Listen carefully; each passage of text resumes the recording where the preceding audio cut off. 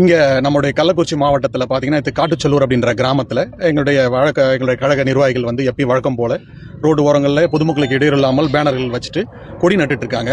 அப்போ சேர்மன் ராஜவேல் அவர்கள், திமுகவுடைய சேர்மன் ராஜவேல் வந்து மிரட்டியிருக்காப்புல பசங்களை இது மாதிரி பண்ணக்கூடாது, செய்யக்கூடாதுன்னு மிரட்டிருக்காங்க. பசங்க எதுக்கு செய்யக்கூடாது, நாங்கள் இது வருஷம் செய்யறது தானே அப்படின்னு சொல்லியிருக்காங்க. அவர் தகாத வார்த்தையில் பசங்களை திட்டி அவரே வந்தது கவர்மெண்ட் வெஹிக்கிள். அவர் வந்தது கவர்மெண்ட் வெஹிக்கிள் இறங்கி வேட்டியை மடிச்சு கட்டிட்டு வந்து பசங்களை வந்து எட்டி உதச்சி கையால தாக்கியிருக்காங்க.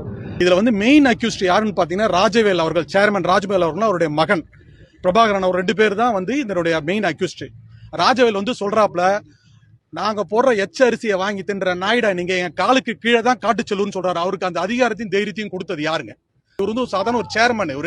இவரு இவ்வளவு ஒரு ஆணவமா சொல்றாரு, அடுத்த எம்எல்ஏ நான் தான், இங்க நான் வைக்கிறதா சட்டம், நீங்க எல்லாம் என் காலுக்கு கீழே தான் சொல்றாரு. அப்ப திமுக இருக்கிற திமுக தலைமை நிர்வாகி கண்ட்ரோல்ல கட்சி இல்ல. அப்ப அவன் தடி எடுத்தாலும் தண்டல்காரன்ற மாதிரி தான் இன்னைக்கு விஷயம் போயிட்டு இருக்குது. இந்த விஷயத்துல வந்து காவல்துறை நடவடிக்கை எடுக்காட்டா நிச்சயமாக எங்க சைட்ல ஒரு மிகப்பெரிய உயிர் சாதம் இருக்குமோன்னு எங்களுக்கு பயமா இருக்குது. எங்களுக்கு கவர்மெண்ட்ல வந்து ஏழை பிள்ளைகள் விளையாடுவதற்காக கொடுக்கப்பட்ட விளையாட்டு உபகரணங்களை வைத்து எங்களுடைய நிர்வாகிகளை மிக கடுமையாக தாக்கியிருக்காங்க.